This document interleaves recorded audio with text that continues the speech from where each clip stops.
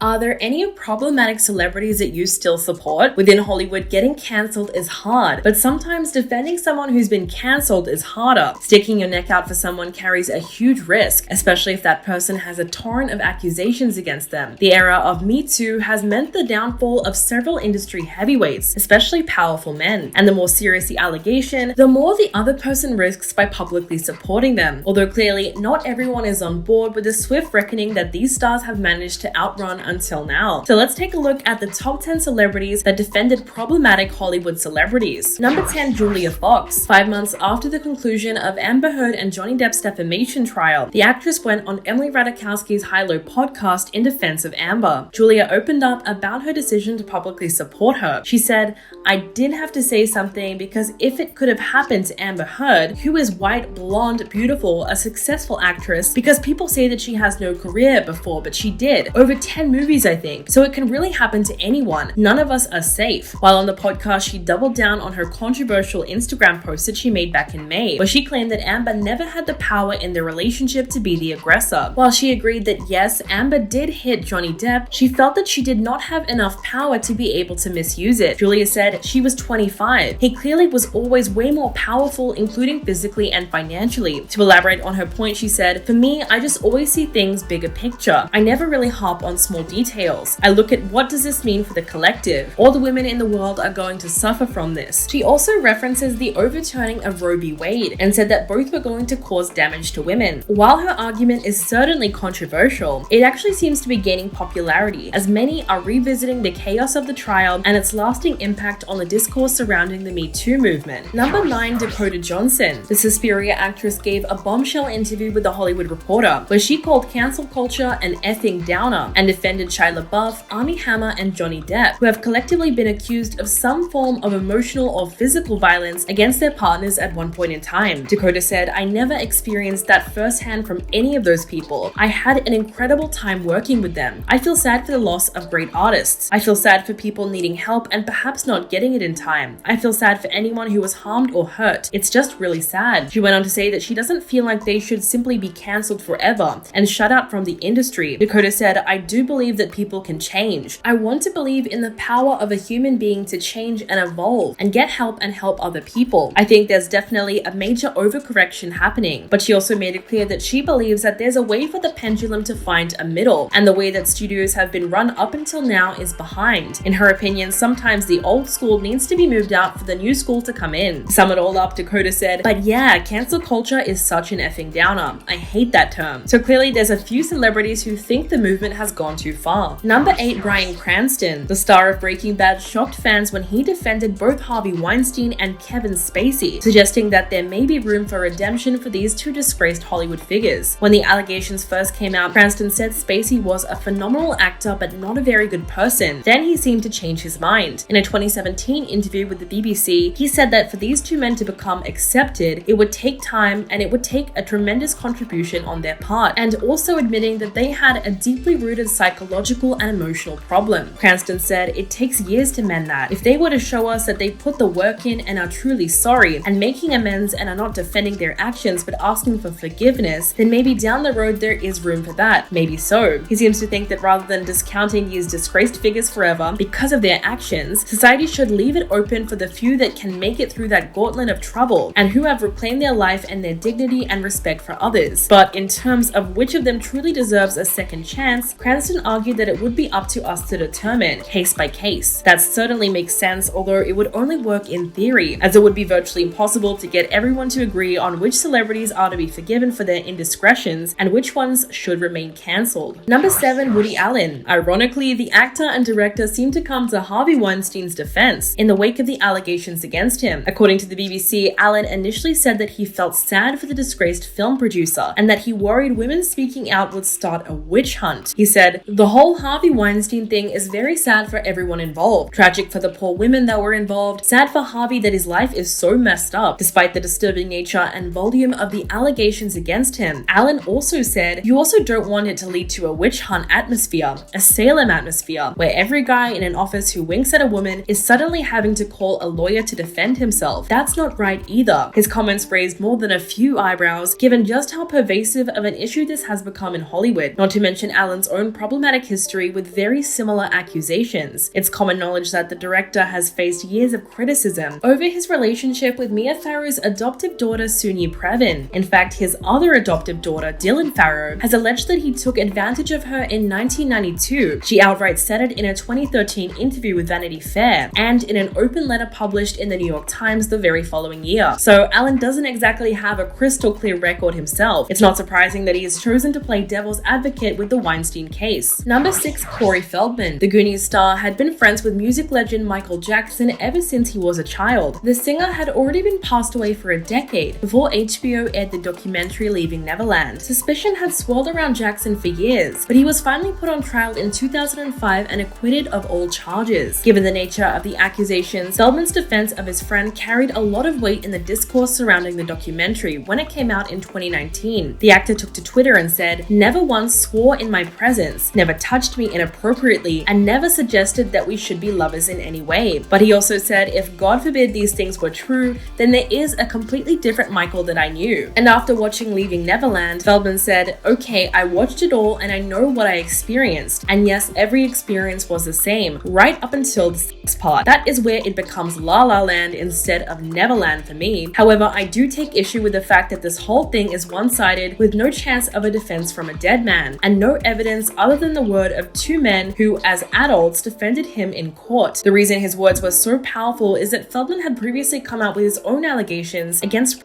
men in Hollywood in his deeply personal 2013 memoir, where he wrote about how dark the industry can really be, especially for child stars. Number 5, Whoopi Goldberg. The actress and talk show host had been defending Bill Cosby ever since the disturbing allegations against him began pouring in back in 2014. The comedian was once known to millions as America's Dad, famous for his clean brand of family comedy and his award-winning work with children's programming. So when the first accusations surfaced in the mid-2000s, some of them going back as far as 50 years, his public persona started to unravel. So far, more than 50 women have come out claiming that the star slipped them illicit substances and took advantage of them while they were unconscious. That's why fans were shocked when Whoopi Goldberg came to his defense. While arguing about the scandal on The View, she said, "The bottom line is, that's the law. Innocent until proven guilty. It's my opinion. And the American courts agree with me, because still he has not been taken to jail or trial on anything." But she was not the only one defending him. Interestingly enough, Disney star Raven-Symoné also echoed her sentiments. She went on The View in 2015 and said, "I really don't like to talk about it that much because he's the reason I'm on this panel in the first place. He gave me my first job, but at the same time, you need the proof, and then I'll be able to give my judgment here or there. And now there are real facts. More people can come up." At one point, the panel agrees that Cosby was definitely guilty, to which Raven said, "But guilty of what?" Number 4, Sharon Stone. In January of 2018, several misconduct accusations came out against James Franco. The backlash against him reached an all-time high that year when 5 female students at his Studio 4 acting school in North Hollywood told the LA Times that he had taken advantage of his position as their teacher in order to make predatory advances on them, which he himself admitted to. This left his reputation in shambles, and even Seth Rogen, his longtime collaborator and friend, dropped him, telling the Times of London that the scandal changed their relationship and that he has no plans to work with him in the future. Sharon Stone, who appears in Franco's movie The Disaster Artist, defended the actor during an appearance on Mark Maron's WTF podcast. She described him as the loveliest, kindest, sweetest, most elegant, and nicest man, and said,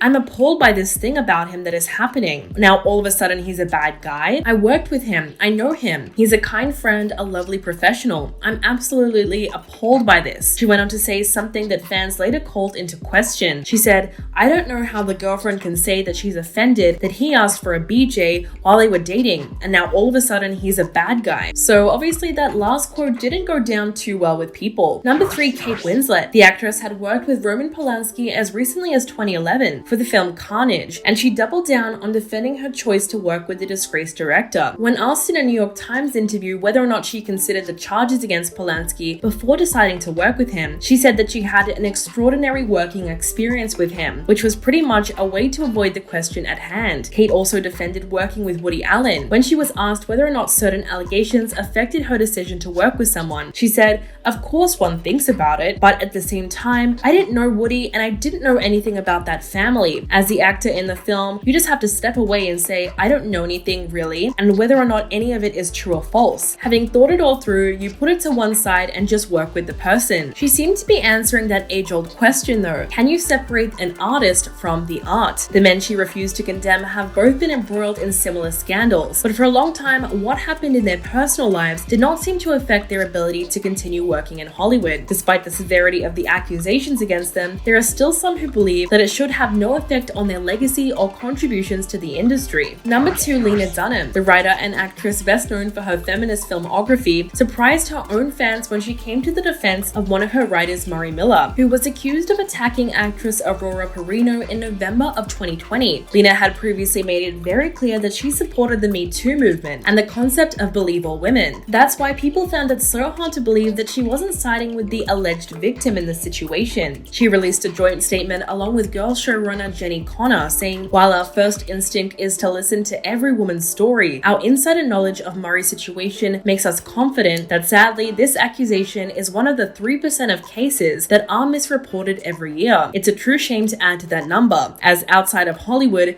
women still struggle to be believed. We stand by Murray and this is all we'll be saying about the issue. But after a bit of backlash, she later apologized for siding with Murray and backpedaled on her statement, tweeting, until we are all believed, none of us will be believed. We apologize to any women who have been disappointed. Ironically, at one point in time, Lena also had to defend herself against misconduct allegations of her own, which stemmed from several unsettling passages in her memoir. And coming in at number 1, Michael Ian Black. The comedian showed his support for Louis C.K.'s return to stand-up comedy after he admitted to several misconduct allegations in 2017. Black posted on Twitter, "We'll take heat for this, but people have to be allowed to serve their time and move on with their lives. I don't know if it's been long enough or his career will recover, but if people will have him back, I'm happy to see him try it." He certainly did take a lot of heat for this statement, to the point where he had to clarify that no, he was not defending what Louis did. He was simply saying that we're in uncharted waters and we need to figure out how to move forward with the scandal. In another tweet, Black argued that the Me Too movement is incredibly powerful and important and vital. One next step among many steps has to be figuring out a way for the men who are caught up in it to find redemption. But as expected, that tweet received an even worse reaction than the first one, because people still felt that he was trying to extend an olive branch to Louis. But the discourse didn't end there. Black seemed to be fighting for his life on Twitter and eventually had to put up a post on his website saying that men who make mistakes should be allowed to return from exile. Critics of his comments mainly argued that if Louis deserves a second chance, it would completely depend on him showing any signs of having changed at all. So what do you think about this list of celebrities? Let us know in the comments below, and I'll catch you in the next video.